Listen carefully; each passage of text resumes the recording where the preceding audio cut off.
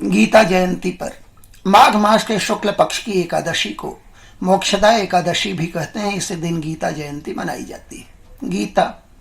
गीता सुगीता विख्याता कि मन शास्त्र विस्तरय या स्वयं पद्मनाभस्य मुख पद्माद विनिश्चिता।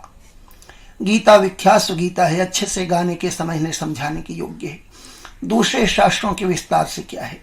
गीता तो स्वयं पद्मनाभ श्रीहरि के मुख पद्म से विशेषतः निकली हुई है। उद्भूत है गीता भगवान श्याम सुंदर 16 कलाओं से परिपूर्ण लीला पुरुषोत्तम पद्मनाभ योगेश्वर के पद्म मुख से। क्यों, किसके लिए? सरोपनिषदो गाओ दुग्धा गोपाल नंदन पार्थो वस्ता सुधीर भोक्ता दुग्धम गीतामृतम महत। सब उपनिषद गाये हैं, इन्हें दूहने वाले गोपाल नंदन श्री कृष्ण है। पार्थ बछड़ा है, विचारशील भोगने वाला है, गीता का महान अमृत दूध है।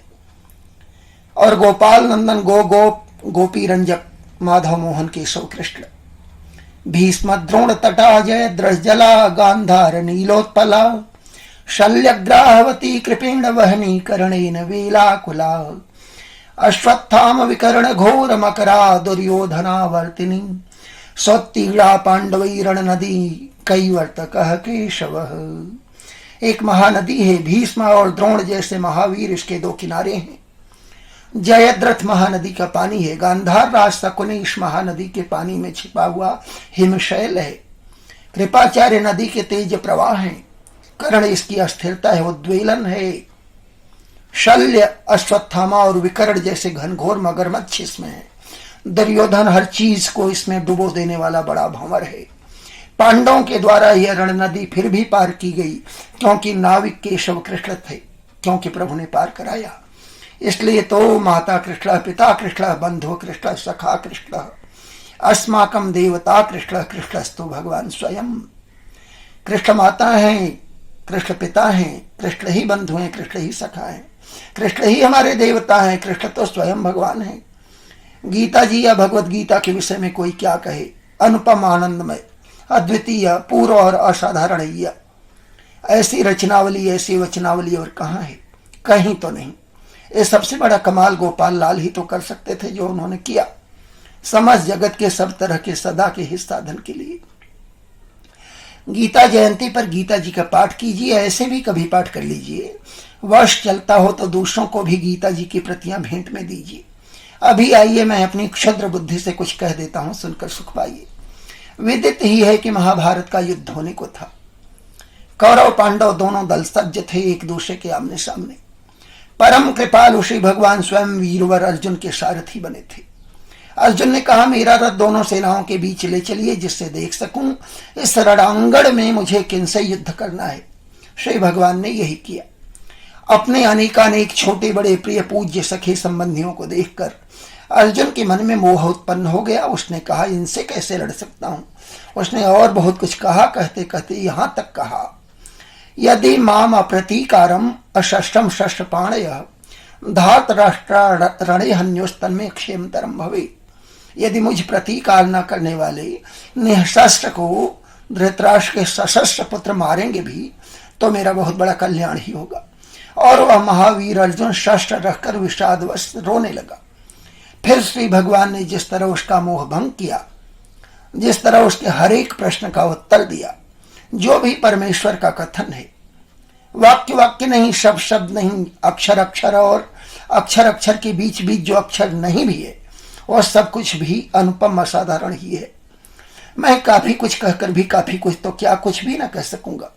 ऐसे में गीता जी के 8-10 वाक्य अथवा वाक्यांश कह देता हूं, बिल्कुल सरल अर्थ के साथ। श्री भगवान ने कहा, वाशांश जीर्णानि यथा विहाय नवानि गृह्णाति नरोपराणि तथा शरीराणि विहाय जीर्णान्यन्यानि संयाति नवानि देहि। जैसे मनुष्य पुराने वस्त्र छोड़कर नए वस्त्र पहन लेता है, वैसे पुराने शरीर को छोड़कर जीव नया शरीर धारण करता है। कर्मण्येवाधिकारस्ते, कर्म में ही तेरा अधिकार है। याद रख लीजिए, कर्म में ही अपना अधिकार है। समत्वम योग उच्यते, समत्व या समानता को योग कहते हैं। दुखेष्वनुद्विग्न मना सुखेषु विगतस्पृह वीतराग भय क्रोध स्थित धीर मुनिरुच्यते। जिसका मन दुखों से उद्विग्न नहीं है, सुखों का इच्छुक नहीं है, जो राग से, भय से, क्रोध से परे है, वह स्थिर बुद्धि मुनि है। विद्या विनय संपन्ने ब्राह्मणे गवि हस्तिने शोनि चैव स्वपाके च पंडिता समदर्शिनः। विद्या विनय संपन्न ब्राह्मण में, गाय में, हाथी में, कुत्ते में, चांडाल में भी ज्ञानियों की दृष्टि समान है। पीछे ही श्री भगवान कह चुके हैं, समत्वम योग उच्यते। अनन्याश्चिन्तयन्तो मां मे जनाः पर्युपासते तेषां नित्याभियुक्तानां योगक्षेमं वहाम्यहम्। जो लोग हमेशा मुझे अनन्य भाव से पूजते हैं, ऐसे नित्य युक्त लोगों के योगक्षेम मैं ही वहन करता हूं, चलाता हूं। समोहम सर्वभूतेषु न मे द्वेष्योस्ति न प्रियः ये भजन्ति तुमां भक्त्या मयि ते तेषु चाप्यहम्। मैं सब में समान हूं, किसी से मुझे द्वेष नहीं, कोई प्रिय नहीं, पर जो मुझे भक्ति से भजते हैं वे मुझ में हैं और मैं उनमें हूं। विष्टभ्याहम इदम कृष्ण में एकांशेन स्थितो जगत। मैं अपने एक अंश से समस्त जगत में व्याप्त हूं, स्थित हूं। द्रोणम च भीष्मम च जयद्रथम च कर्णम तथा न्यानपि योध वीरान मया हतांस्त्वं जहिमा व्यथिष्ठा युद्धस्व जीता रणय सपत्नान। द्रोण, भीष्म, जयद्रथ, कर्ण और अन्य भी जो वीर योद्धा यहाँ हैं, सब मेरे द्वारा मारे जा चुके हैं। दुख मत कर, लड़, जीत तो चुका ही है। सर्वधर्मान परित्यज्य मामेकं शरणं व्रज अहम तो आज सर्व पापेभ्यो मोक्षयिष्यामि मा शुचः। सब धर्मों को छोड़कर एक मेरी शरण में आ जा, चिंता न कर, मैं तुझे समस्त पापों से छुड़ा दूंगा। आखिर अर्जुन ने कह दिया, नष्टो मोह स्मृतिर्लब्धा तत्प्रसादान मयाच्युत स्थितोष्मि गत संदेह करिष्ये वचनम तव। हे अच्युत, हे अक्षय, हे अविनाशी, आपकी कृपा से मेरा मोह नष्ट हो गया, मुझे समझ आ गई। अब स्थितियां अचंचल हूं, शंका नहीं रही, आपका कहा करूंगा। श्री गीता जी में क्या नहीं है। प्रथम अध्याय अर्जुन विषाद योग और अंतिम अध्याय मोक्ष संन्यास योग है। इस बीच सब आ चुका है, सब कुछ, सब यौगिक सिद्धांत, विभूतियों का वर्णन, विश्वरूप दर्शन, दैवासुर संपदाएं, जिस कुछ से भी समस्त उन्नतियां मिल जाएं। गीता जी का पढ़ना महामहान होना है, तो फिर और क्या रोना है। गीता जी का पाठ कीजिए, अपना जीवन संवार लीजिए, आपका मेरा सबका शुभ हो।